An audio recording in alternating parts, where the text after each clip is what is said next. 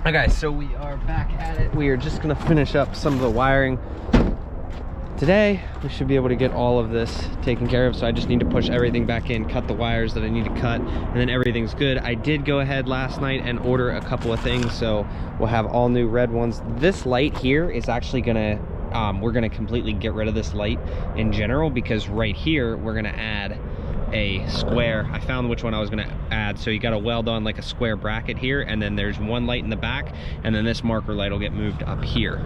So that is awesome.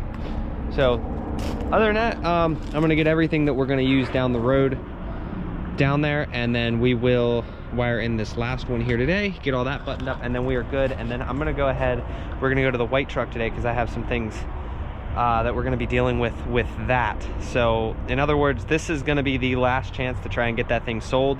I originally bought that truck literally just for the transmission, but then we're like, hey, you know, that'd be cool to do a build on it. And then it's like, most people were telling me, hey, this is what you want to do, it's not going to be big enough, which is a fair point. So we'll go over that when we get to the white truck, because I have a lot of things to talk about that. So let's get this trailer buttoned up and get out of here. I found that little bit of an issue on this side. You can see broken wire came off of that. This was teed into for the connector over there. So I'm gonna tie that in quick. You can see, I think it was one of the longer ones. So, oh well. All right, see if everything works. This is the important part. All the brakes are now wired in officially, and I have the left turn signals on. That. I'm gonna pull that light out real quick and see why it's not coming on as bright. Probably just needs the connector plugged in is all. This light works. This light works. This light, this light, this light. This light does not work. I'm gonna have to mess with that one. Cool. That's the right side. And then we'll come in here and click right. See, that one I'll just have to pull out and plug in a little bit. And then the center one up here I'll have to do. So, apparently people misheard me in yesterday's video. Look at that. So I said I was going to do clear lights, right? And everybody automatically assumed that they were all going to be white. And I don't know why people think the way that they do.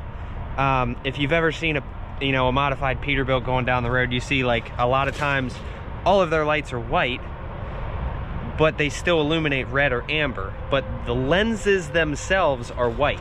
Completely DOT legal. Same thing with my taillights. You can see that they're white or clear. Perfectly legal. So just wanted to clarify that. Every one of the bulbs I'm getting are a clear lens. They illuminate red or amber, but they are not what you'd think they are. They don't actually shoot white light. I don't know why people were thinking that, but I don't know. So obviously red or amber lights. Same thing goes with down here. You guys see that amber light right there? Well, when I turn this off, it's black. Turn it on, you guys get the point. So yeah, so now I'm gonna go back there and try to figure out why those two lights are being like that. So probably just need a screwdriver, pry them out, plug them in, and then go from there. All right, so here is where we're at. Everything works. We have confirmed everything. All the brakes work, all the lights work. We should have no more issues. You guys can see up here what I did with the rope or the wiring for the winch, which I have it up here, and then I just wrapped it around the tire. So at some point I may just put something like right here so that we can wrap that around it. At some point we are also going to cut these tire mounts off, and we have finally decided that they are going to go somewhere either up here or down below. Most likely, with how far apart it's spaced, it's going to be, yeah, I'm going to have to do it side to side as opposed to like top to bottom where that is. But yeah, that's where we're going to put it. And I know that there was some concerns about it getting in the way of some of the forklift drivers that, you know, I have to deal with.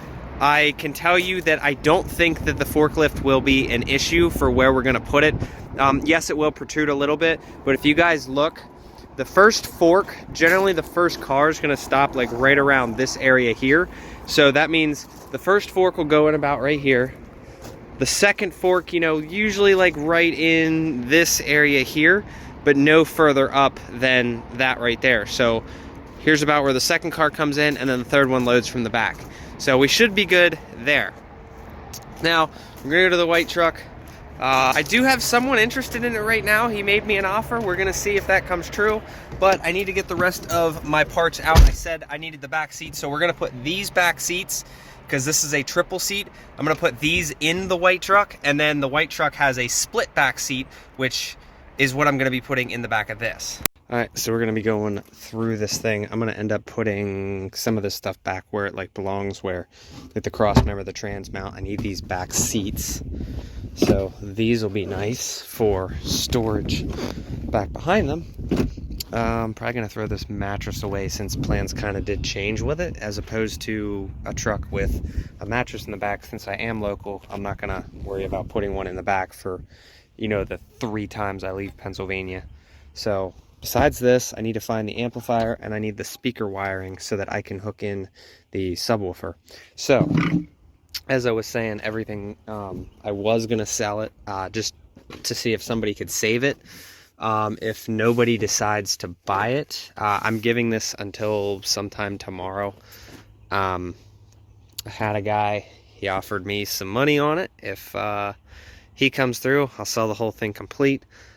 If not, we'll start parting out like the doors. We'll get rid of, you know, pretty much everything's going to get parted out. I will take the rear end with the leaf springs and I will just throw it over on this side. So that would be the plan if it doesn't sell by tomorrow. But yeah, other than that, we're going to get everything pretty much together. So, all right, so I found the amplifier finally. Not my favorite way of mounting it. Got rid of that and a lot of the insulation. I was gonna try and use the insulation in my truck because, like you guys can see, I don't have anything. But then I come over here and I realize that that side's missing and there's no insulation back here. So guess I'll just grab it. But I'm gonna have to get all this unplugged. And I don't know. I don't like the wiring on this amp because of like how small it is. So I don't know what I'm gonna do, if I'm gonna order new wiring or what. But since I have those new battery terminals, this will make wiring this thing in a breeze compared to what it was. So now I'll be able to put it in and it won't look choppy. But it seems like a decent amplifier. All right, so hopefully my placement was a little bit better. I'm wondering if they moved it over because of something that was in the way, but here's about where the seat's gonna sit. So I'm hoping that this does not cause an issue. So I'm gonna go and test fit everything, but this is hard mounted. Hopefully this amplifier is good because you can't undrill holes after you've already drilled them. So kind of wish that I would have taken that measurement, but being that it was sitting this close to this one before, I'm hoping that water wasn't getting in here. So we'll see. It seems like it was pretty dry though, and it was under a tree, so who knows.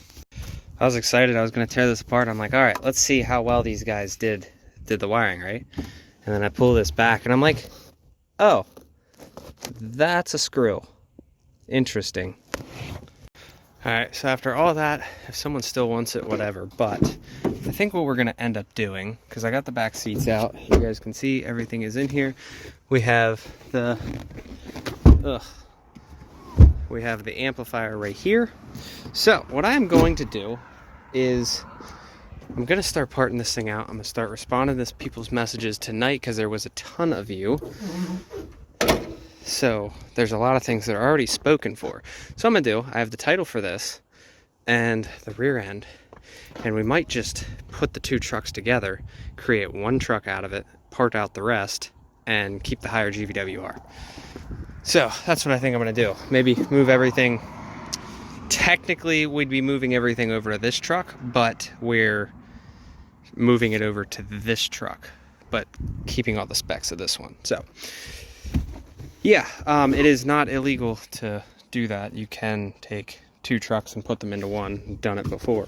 So one parts truck, one goods truck. So other than that, let's get the subwoofers in. And I also changed out. I got the longer one without the 4-wheel drive, and I got the thing down there that isn't 4-wheel drive as well. So that stuff I swapped over. All right, so I see why you can't put that there. I'll show you guys. Right there is a little tab that comes up and hits the amplifier. So I'm gonna have to do a quick little notchy and take care of that. It'll get rid of the spring-loaded part, but you know, whatever. Shouldn't be a big deal. And then be able to do that. But for now, in the meantime, we'll just leave the seat up. I can keep the car seat over there where I need it. Put my backpack right there in the center. And then, yeah, so we can have one kid in the truck. So, that's all my tools. I need to get a toolbox or something because it's really adding up.